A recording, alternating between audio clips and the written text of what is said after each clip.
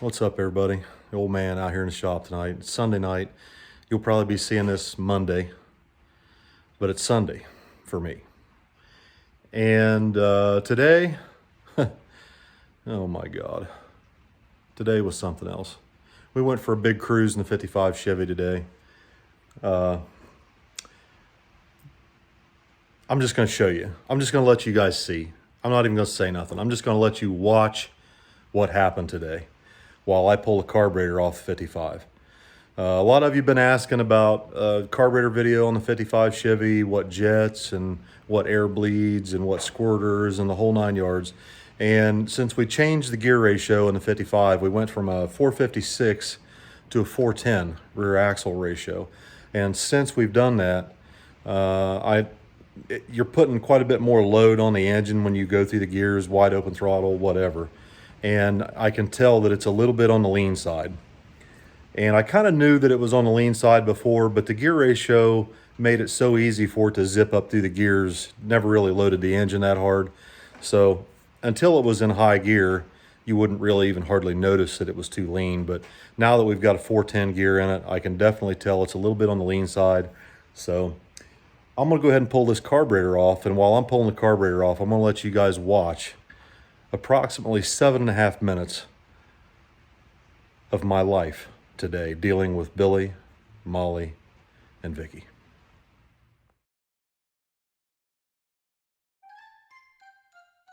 Good morning, Fluffy. Belly rubs. Oh, I missed you last night, Fluffy. Oh, my sweet girl. Oh, big sigh. What are you doing? Painting my toes.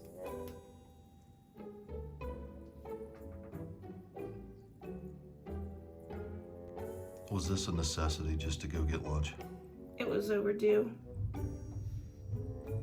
You know, it's a warm day, so I'm gonna be wearing sandals, and so the toes are gonna be out in public. So yeah, I had to do something. How's it coming over there, Squirrely? Are you done? Well, the first coat. What? It takes 2 coats.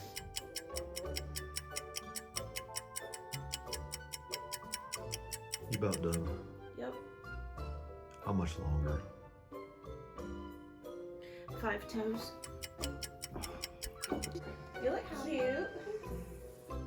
Where's Weasel Pig? She's, of course, Shay, her best friend. Well, we're doing a 10-toe touch-up over here. I should probably paint my nails. See what I started? You got some more polish? Wait a minute, are you serious? Girly. That's like right up your alley. Well, yeah, I'm gonna try it. Purple. Sorry, look what I started.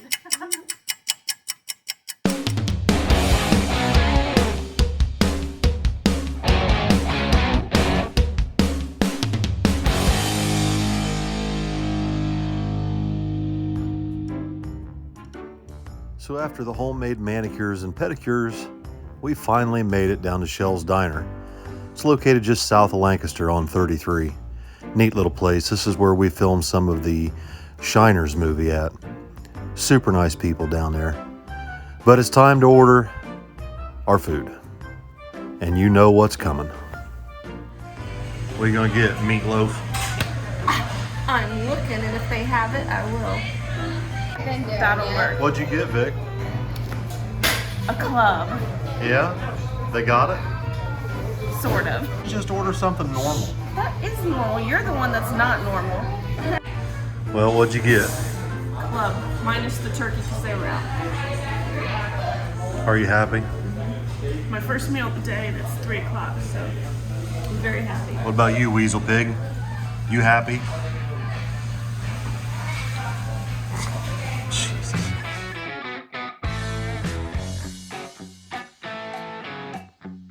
After we finished lunch at Shell's, the kids decided they wanted to lead a cruise down to some lakes south of Lancaster. I didn't pay too much attention to it. I was in. I wasn't trying to stress over how they were going to do it, which way they were going to go, or anything else. We just decided to hit the road. As it turns out, I wish I would have paid a little bit more attention, because the kids were leading us into a wild goose chase towards empty fuel tanks, no cell phone service, and no clue.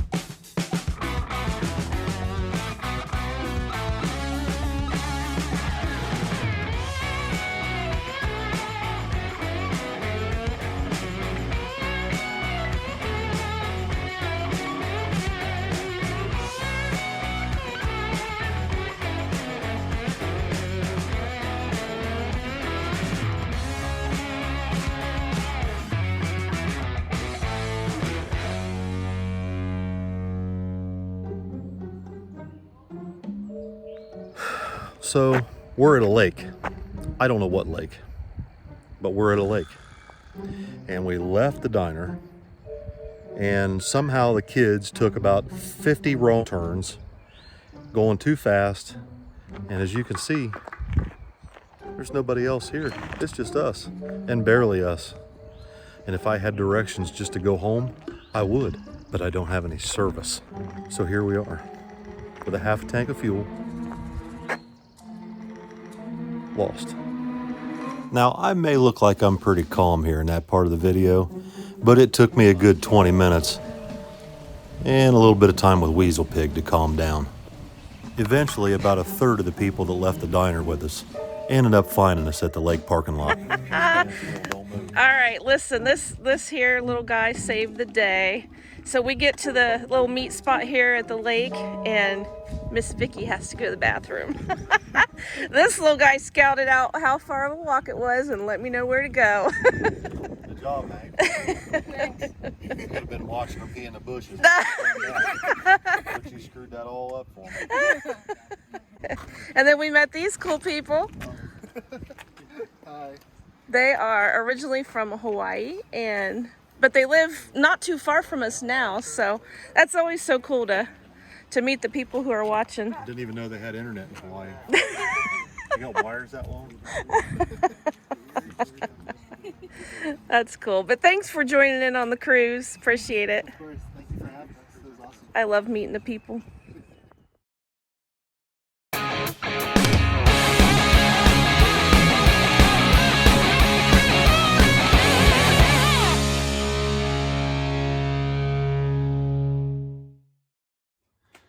Needless to say, by the time we got back to the Speedway station in Lancaster, the 55 was on fumes, and I was scared to death the whole way to the gas station that Mustang was going to run out of fuel. And she checked while we were down at the lake, and she didn't even have a fuel can with her.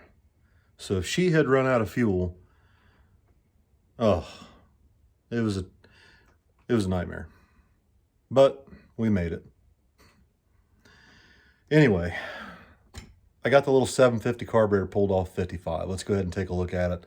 We'll go through it. We'll pull the bowls off, show you guys what jets are in it, what jets I'm about to put in it. We'll show you the air bleeds, the whole 9 yards. All right, guys, so this is just a standard Proform 750 double pump carburetor. We bought this at Jegs. I think it was like $550. Part number 67200. Made United States, according to the website. We basically bolted it right on the car, and the old 55 is a little heavy. It's about 3,650 pounds. It had a 373 gear with a really tall tire at the time, so it really struggled with drivability. Now, when you couple the large camshaft that's in the 55 with 3,650 pounds, a 222 low gear ratio, a 373 rear gear ratio, and a very tall tire, it bucked like a Bronco in first gear trying to go through a parking lot. So let me show you what we did to fix it. So let's refer back, before we get into the carburetor, let's take a look at what the carburetor came out of the box with. So this carburetor came out of the box with an 074 primary main jet, an 084 secondary jet.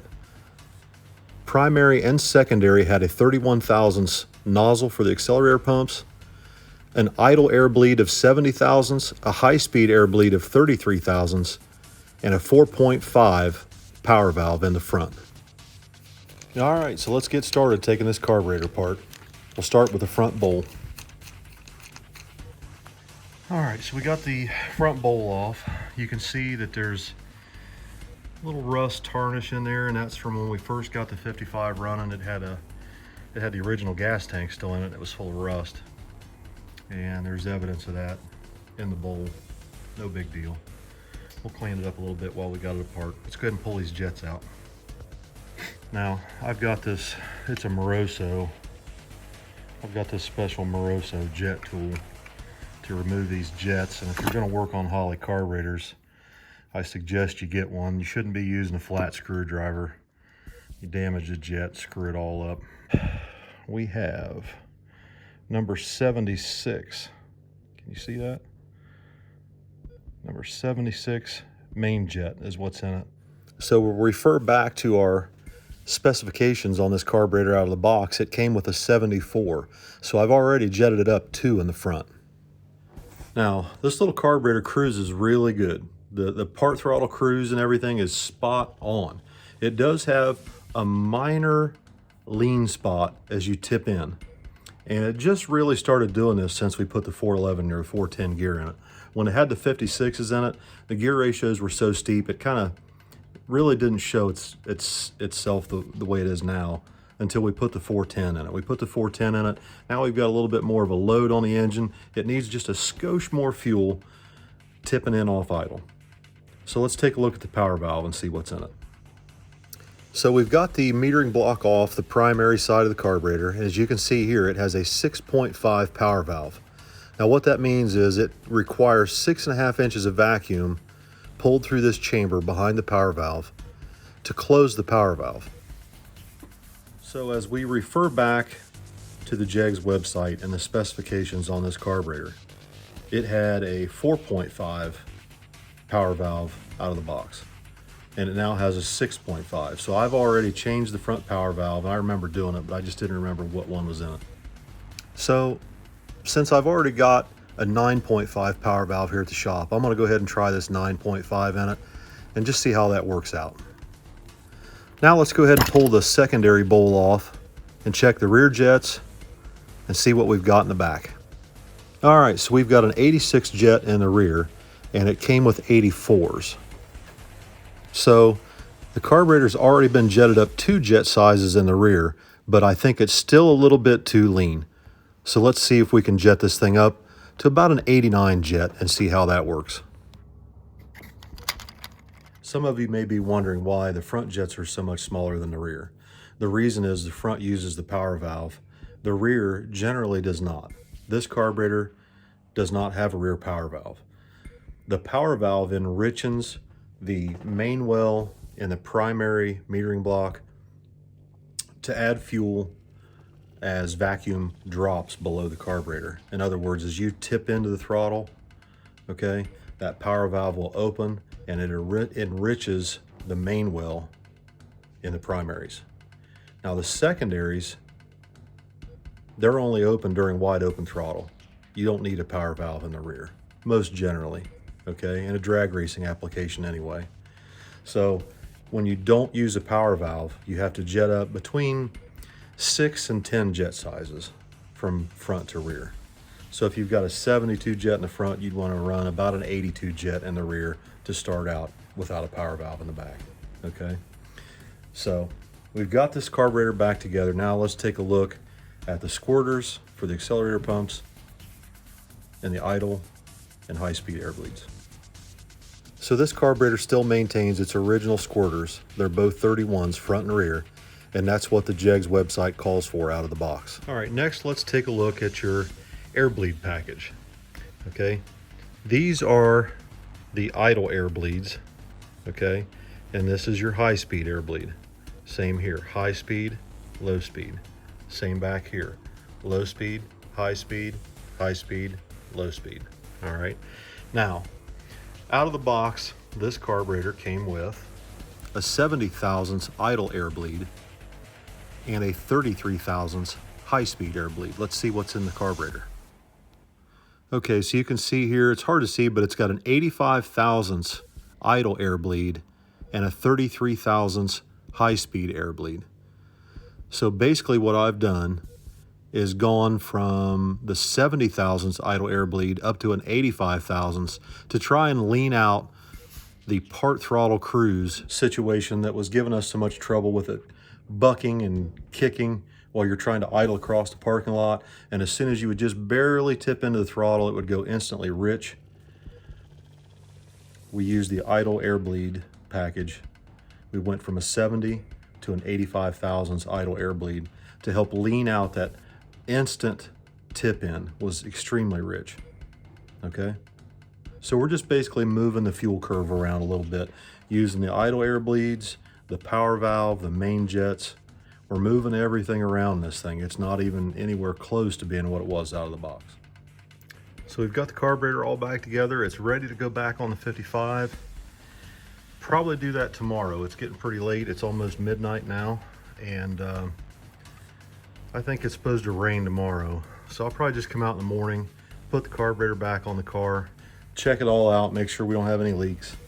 And as soon as the roads get dried up, we'll take it for a test drive, see how it runs. Oh boy. What are you doing, squirrel? Oh, I'm gonna do a little bit of folding before I go to bed. It's like 11:30. Just maybe for a half hour so Tommy can have a jump start. All right. Huh? There's a T-O-A-D. Scrappy. Do you have something cornered over there? She's been sitting there for 30 minutes. Oh no, Scrappy, you got a toad. That's a big one. Look at him, he's huge. That's a great big toad, Scrappy. You can't kill him.